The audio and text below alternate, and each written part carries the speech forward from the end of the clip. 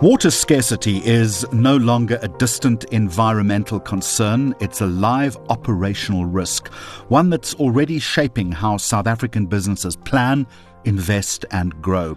In Gauteng alone, treated water demand has recently reached record levels exceeding 1,700 megalitres a day, placing growing pressure on ageing infrastructure in the country's economic heartland. So acute is the strain that government is now calling on Gauteng to reduce water use by a staggering 40%. A scale of adjustment that would require not only behavioural change, but a fundamental rethink of how water is managed, financed and consumed across the economy. At the same time, South Africans continue to use far more water per person than many global peers, even as climate variability, infrastructure failure and financial strain in municipalities intensify. So what does all of this mean for business? How real is the risk? And what does resilience look like in practice beyond compliance and crisis response? This is no ordinary Wednesday, where we unpack and discuss what's moving markets and shaping economies. Hello and welcome, I'm Jeremy Maggs. And in today's episode, recorded following Investec and Proparco's Water Resilience event, we're bringing together policy, strategy and lived business experience to explore how businesses can become more water resilient. Let's meet my guests today, and joining us is Dr Sean Phillips, Director General of the South African Department of Water and Sanitation, Helen Hulett, Water Security Advisor and founder of And Water and co-founder of Resolve Water, and Melanie Humphries, Head of Sustainable Solutions at Investec. To all three of you, thank you so much for joining us. Good morning, Jeremy, and good morning to your listeners. Good morning. Good morning. So, Dr. Phillips, I'd like to start with you. And as I mentioned in the introduction, we're seeing Gauteng's treated water demand exceeding 1,700 megalitres per day, record levels by any measure. From where you sit then, what does this tell us about the balance between supply and demand in the country's economic heartland? Well, it's correct. The demand has increased. There's been various causes of the increase in demand. The one cause is that there's been an exponential increase in the population in Gauteng, both due to migration within South Africa, rural-urban migration, and also cross-border migration from other countries. But there's been another cause of the increase in demand as well. That demand is the total demand, which includes water that's lost in the distribution system. And there's been a deterioration in the distribution systems in the municipalities in Gauteng, so that the average losses in Gauteng is probably around 35% of the water that is supplied by Rand Water is lost in distribution losses. I know that's the figure for Johannesburg. It's probably about that on average for Gauteng. Dr. Phillips, government then is calling for a 40% reduction in Gauteng's water consumption. People hear that and ask, why must we cut back so drastically when so much water is being lost through leaks and failing systems? What do you say to the frustration, and what is government doing to reduce losses on the municipal side? We're limited as the national government in the degree into which we can intervene in municipalities and tell municipalities what to do. As you know, in South Africa, we have three different spheres of government, and there's separate local government elections. So the people who ultimately can hold the municipalities to account and to get their municipalities to do things is the local electorates who vote for the councillors, who in turn vote for the mayors. But we are strongly encouraging the municipalities to take measures to reduce the losses in their distribution systems and other measures to reduce non-revenue water and to reduce losses. For example, the municipalities can reduce losses a lot by doing much cleverer pressure management. For example, if you keep your pressure high overnight and you've got leaky pipes, a lot more water is going to go out of the pipes. And there's no reason in the early hours of the morning to have very high pressure in the pipes. So you can save a lot of water just by doing much better pressure management. And these are the kind of measures which were put in place by the City of Cape Town when they were facing day zero, and they very successfully reduced their demand. Dr. Phillips, at the event you gave us the frightening statistic that half the water supply of the municipalities are simply not generating any revenue. So where are municipalities going to find the money to implement these new things and to make sure that the infrastructure and the maintenance that was largely not happening for the last decade or so can actually happen? They need to correct that situation where they're getting such a high level of non-revenue water. There's really no alternative. They need to improve their billing and revenue collection systems. They need to reduce the losses in their distribution systems and take other measures to ensure that that non-revenue water comes down. Money is not going to come from anywhere else. They're not going to get money from national government to make up for the fact that they've got high non-revenue water. National government also has needs. The Defence Force, as you know, is cut to the bone. We struggled even to provide helicopters to rescue people in the recent floods because the Defence Force is so cut to the bone. Provincial health and education budgets are also cut to the bone. It's not practically feasible, and no one wants taxes to be raised to be able to pay for that. The bottom line is that water must be financially self-sustaining. People must pay for water. The municipalities must efficiently bill and collect water, and then the municipalities must treat the water function like a financially self-sustaining function. They must run it in a business-like way. And if you're going to run something in a business-like way and make it successful, you have to optimize revenue and you have to ensure that your non-revenue water is reduced to the absolute minimum. That's the only way forward, and the ball is in the hands of the municipalities. They need to do restructuring to do it. At the moment, for example, Johannesburg Water doesn't get all the revenue that's collected from the sale of water. The city of Johannesburg votes for part of that revenue to be used for other functions. So Joburg Water doesn't have the right incentives to optimize, to manage its network in a way that will optimize revenue collection. For example, the budget that they get every year from the city will be the same regardless of how much revenue is collected. So there's no real incentive for them, for example, to make sure that all the meters are working. Because if they make sure all the meters working, it doesn't necessarily result in them getting an increased budget. Those kind of structural issues also need to be addressed by the city if they're going to reduce non-revenue water. Can I also answer your earlier question? What I would say to residents who say, why are you asking us to reduce water by so much, by 40%?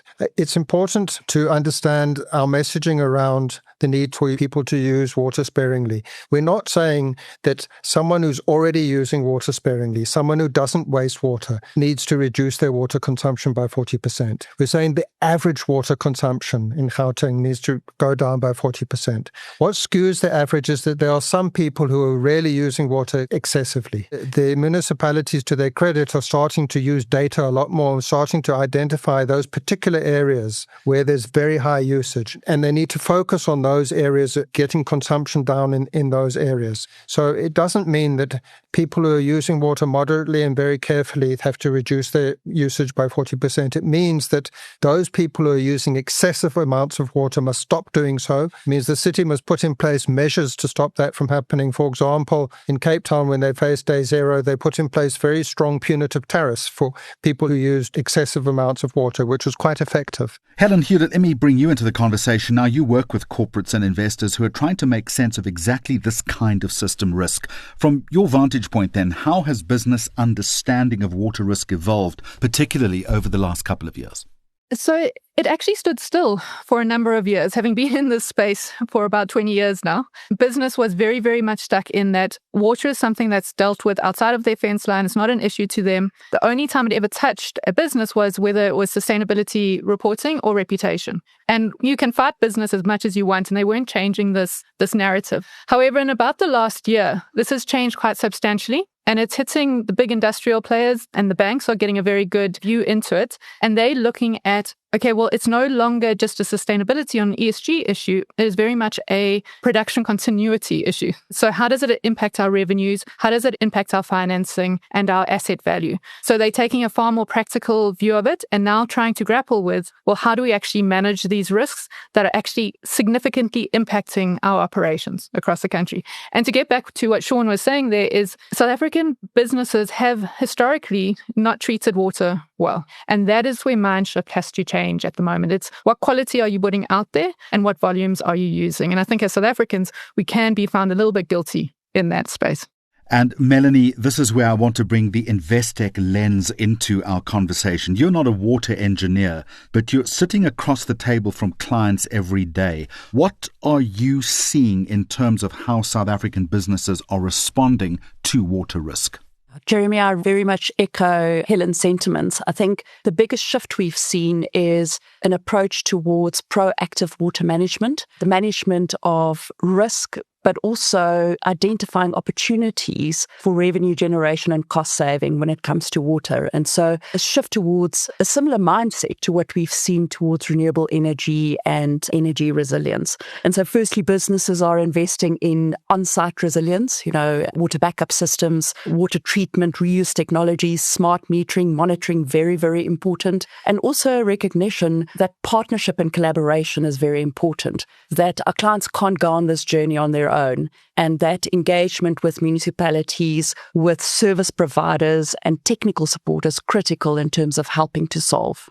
We're going to continue this conversation in just a moment with a look at what immediate practical steps businesses can take to not only safeguard operations but invest into growth-enabling solutions.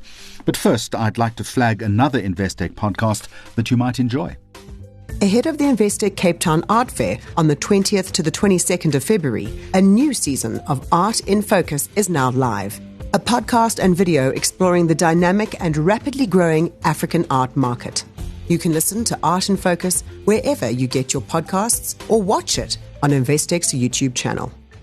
All right, our conversation continues, and Dr. Phillips, back to you. And major supply projects like Phase 2 of the Lesotho Highlands Water Project are crucial, but they're not a short-term fix. What's the realistic interim plan for Gauteng? Is it demand management, storage and pumping capacity, pressure management, reuse? Which levers matter most right now?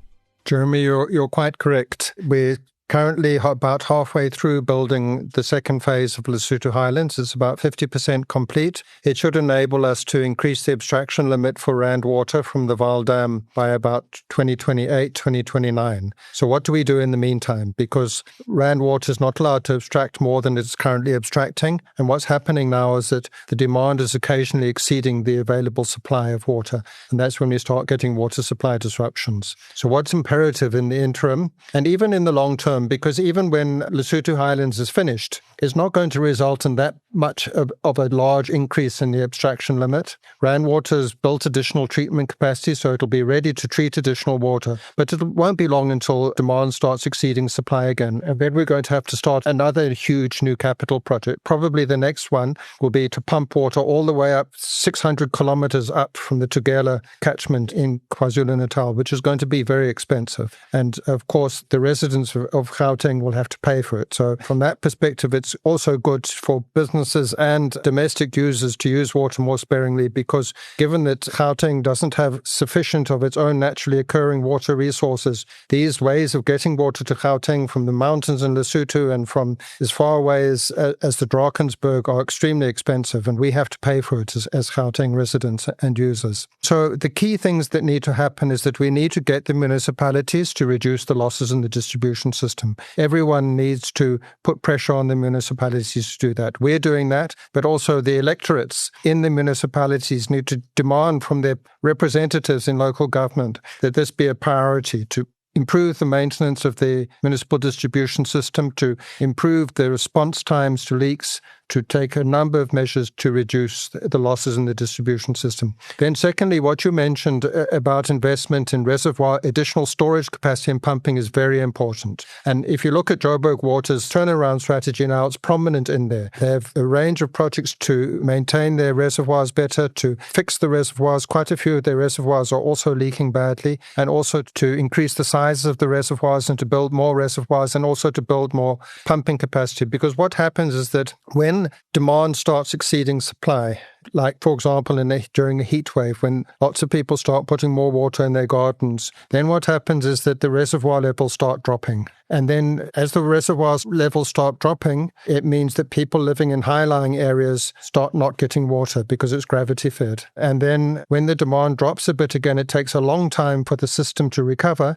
because the demand is very close to the available supply. So water is going out of the reservoirs as fast as they can put it in. So in that situation, it will help a lot if the municipalities in Gauteng can have more storage capacity and more pumping capacity. If they can have more storage capacity, then they can draw on that additional storage capacity to help to fill the reservoir levels. And if they have more pumping capacity, then they can pump to the higher lying areas. So, Helen, when you sit with business leadership teams, you translate complex water challenges into investment-aligned strategies. What are the most important data points a company should be looking at then to inform smart investment into water resilience? So there are three areas that they need to look at, and you need almost different teams in the company to look at this. One is your operational exposure. How does your operation use water? What quality does it require, and how does it treat that water? You need to understand that quite well. The second point is, what does that water supply chain look like? So where is that water coming from? Who owns it, and how reliable is it really? South Africa is very complex in terms of how water actually gets to sites, and not many companies actually know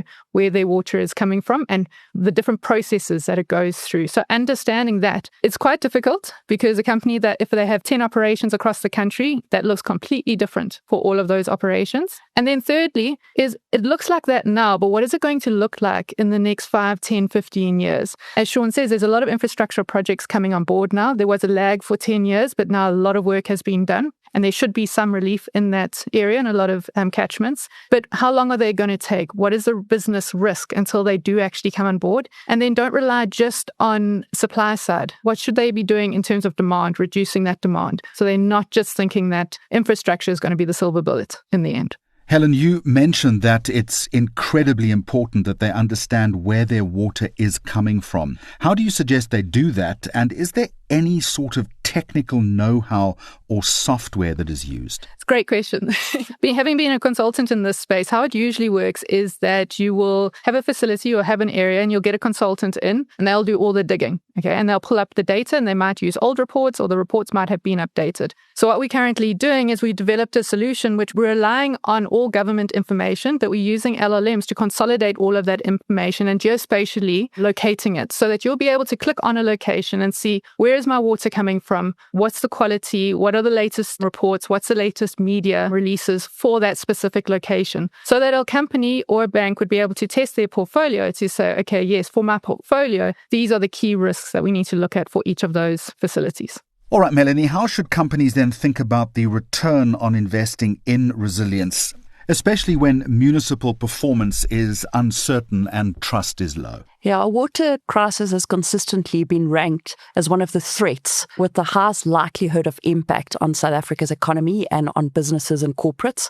And the return typically comes from protecting continuity, from avoiding a higher cost base, and also from safeguarding revenue generation. And so the companies that invest early don't just avoid disruption, they also gain a competitive advantage, because resilience doesn't just, become a driver of efficiency and reliability. It also becomes a driver of long-term growth. All right, Melanie, what kind of solutions then are clients actually pursuing, and where are you seeing the biggest gaps between intention and implementation? Yeah, I like to say that the financing of these solutions is the easy part. I think technical know-how, where to start, is much harder, and one single intervention isn't enough. I really like practical guides like the CEO's Guide to Water Resilience that was produced by Westgrow and Green Cape, and it sets out step-by-step actions with relevant cost savings that corporates can achieve in order to drive their water resilience journey. So firstly, companies need to understand how much water they use. I think Helen referred to this, what types of water they need and where some of their risks are.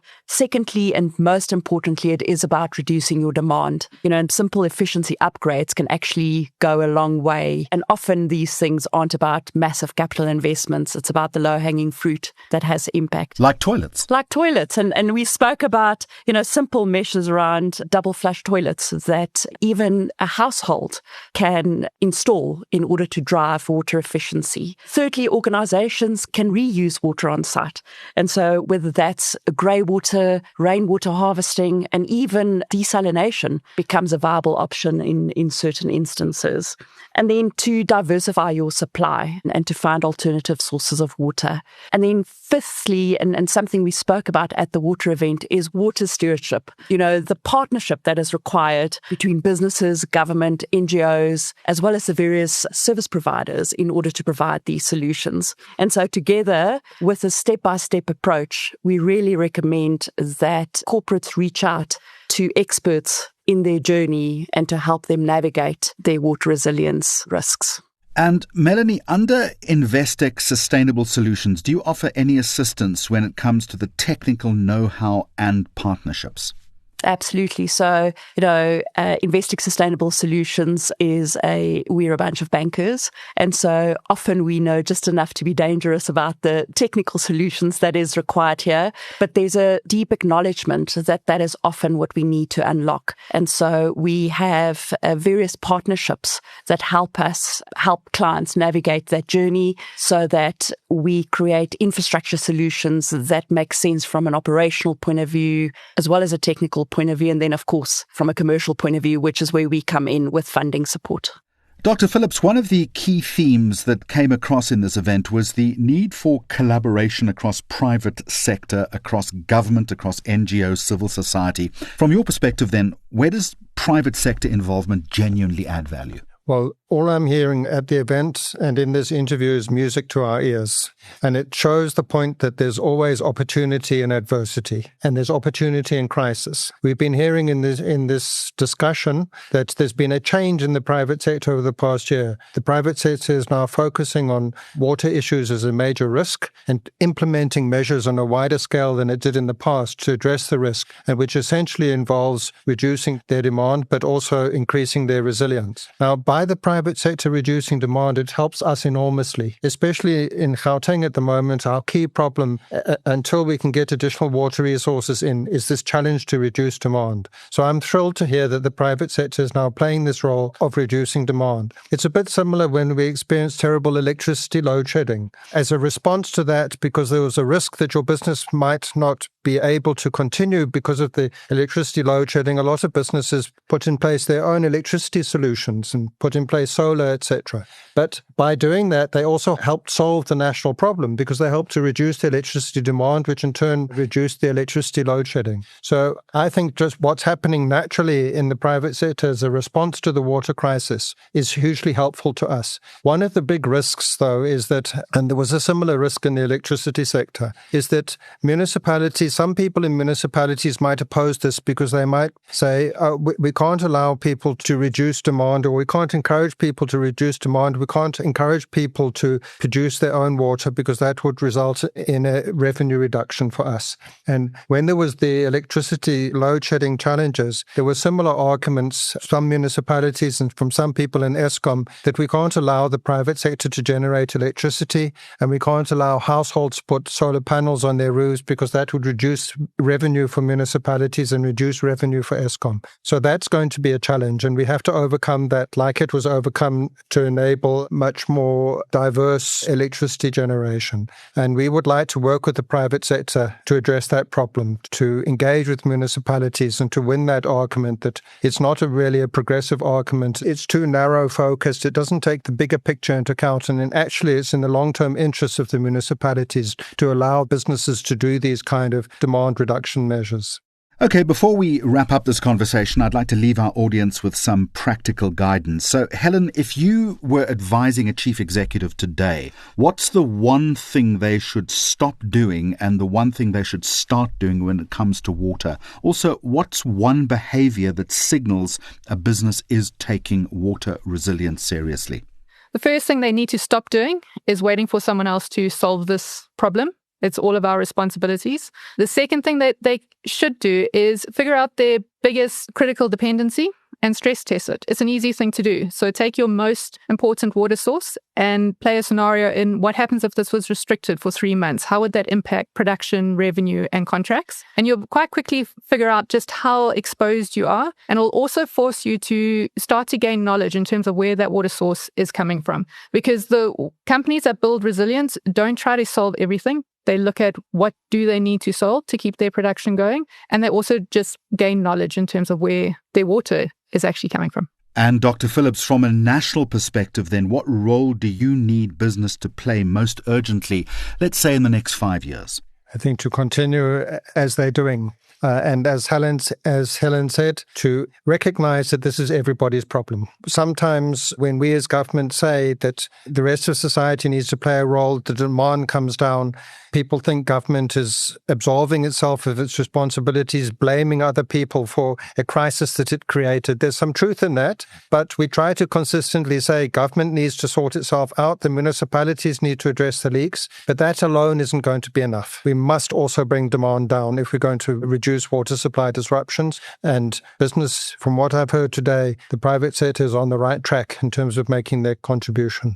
And Melanie, from your side, any closing thoughts? Yeah, just listening to the conversation, it's wonderful to see the public sector and the private sector come together in partnership to solve the issue that is water. We're certainly ready to play our part. And, we view infrastructure as a fundamental building block to the growth of South Africa's economy. And so it is about mitigating risk, of course, and creating water resilience. But most importantly, it's about helping our clients identify the opportunity for revenue growth and cost saving when it comes to the matter of water.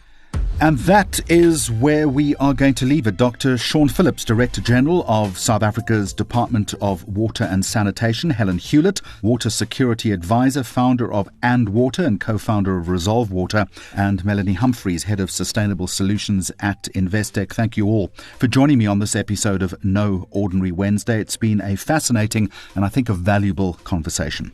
So please join us again in 2 weeks as we continue to explore money trends shaping your world. Now, if you haven't yet added us to your podcast feed, search for Investec Focus Radio SA wherever you get your podcasts and hit that follow button. Until next time, goodbye from me, Jeremy Maggs, and the entire Focus Radio team. The views expressed are those of the contributors at the time of publication and do not necessarily represent the views of the firm and should not be taken as advice or recommendations. Investec Limited and subsidiaries, authorized financial service providers, registered credit providers, and long-term insurer.